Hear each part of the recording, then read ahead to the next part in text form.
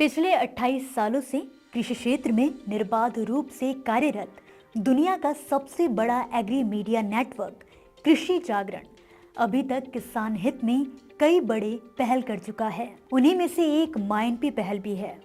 ये एक ऐतिहासिक एवं क्रांतिकारी पहल है, जिसके तहत हाल ही में कृषि जागरण ने भारतीय कृषि अनुसंधान परिषद के सहयोग से मिशन 2047 माइनपी यानी कि make India organic, natural and profitable विषय पर एक अंतर्राष्ट्रीय सम्मेलन और कार्यशाला का आयोजन किया। इस कार्यक्रम को जायडेक्स द्वारा संचालित किया गया। ये 2 दिवसीय कार्यक्रम ICAR नास कॉम्प्लेक्स नई दिल्ली में 20 और 21 मार्च 2025 को आयोजित किया गया। इस आयोजन में अलग अलग क्षेत्रों के विशेषज्ञ, शोधकर्ता, किसान, हितधारक और पेशेवर शामिल हुए, जो मिशन माइनपी की 3 बड़ी चुनौतियों को हल करने के लिए काम कर रही हैं। कार्यक्रम की शुरुआत दीप प्रज्वलन के साथ की गई।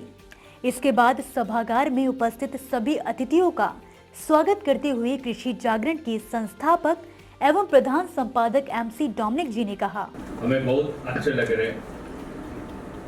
Reason you know that a unique event is happening today in Delhi, which I never thought it will happen so fast. It all started as our team members told you with the visit of Dr. Ajay Ranga to our office. पहले दिन मुख्य अतिथि के तौर पर मंच पर मौजूद रहे PPVNFRA के चेयरमैन और ICAR के पूर्व महानिदेशक डॉक्टर त्रिलोचन महापात्रा ने जोर देकर कहा, How do we really enable this? There has to be an elaborate discussion in Niti Aayog about this, but how do we really enable smaller players by way of a policy intervention so that the organic mission, natural mission survives and sustains? It cannot be just theory that will be organic and rhetoric would not work. Rhetoric and emotions will not work. And we will be there wherever we are another 20 years and we'll be only talking. And we need to really, when we are planning, Mr. Sanjay Agarwal as Secretary Agriculture and me as DG, we are planning for natural farming and bringing this program on natural farming in India and implementing. There are many ifs and buts. How much quantity of cow dung is available and how much of nitrogen it can provide. One estimate of Niti Aayog said that about 3 million tons of cow dung is available in the country.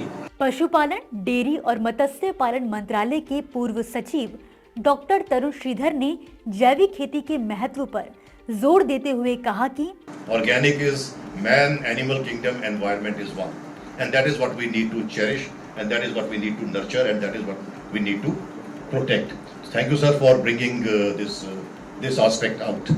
अपने मुख्य भाषण में जायडेक्स के प्रबंध निदेशक doctor Ajay Ranka ने 2047 में भारत के लिए अपना दृष्टिकोण साझा करते हुए कहा, 50 किसान इस साल मैं अडॉप्ट करूंगा पूर्ण गौ आधारित उनकी टेक्नोलॉजी से, और मैं प्रॉफिट के लिए जिम्मेदार हूं। यदि नुकसान हो गया तो मैं खड़ा हूं।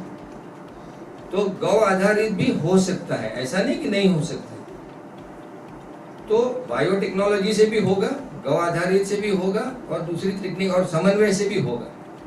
सवाल ये आता है कि इंडस्ट्री को सामने आना पड़ेगा और ये चैलेंज लेना पड़ेगा और करके दिखाना पड़ेगा। मैं ये चाहता हूं कि इस देश के अंदर हम एक नारा बदल दें। जय जवान जय किसान का नारा चौधरी साहब ने बताया कि दिया था, उसको थोड़ा बदलने की जरूरत है। अब होगा जय जवान जय जैविक किसान। जैसे जैसे कार्यक्रम आगे बढ़ा, वैश्विक सत्र की शुरुआत ICAR के कृषि विस्तार उप महानिदेशक डॉक्टर राजबीर सिंह के संबोधन से हुई। If we can do the agriculture on a natural basis and it can be profitable, yes, it can be. But how to do? What should be the pathway? Can we convince our farmers in that direction? It will be a great step for the Viksit Bharat. जाहिर है कि इन प्रयासों के साथ कृषि जागरण का लक्ष्य भारत को 2047 तक टिकाऊ कृषि में वैश्विक स्तर पर अव्वल बनाना है। देश के किसानों को जैविक खेती के लिए प्रोत्साहित करना और मुनाफेमंद खेती को बढ़ावा देना, यही है मिशन मायनपी का इकलौता उद्देश्य।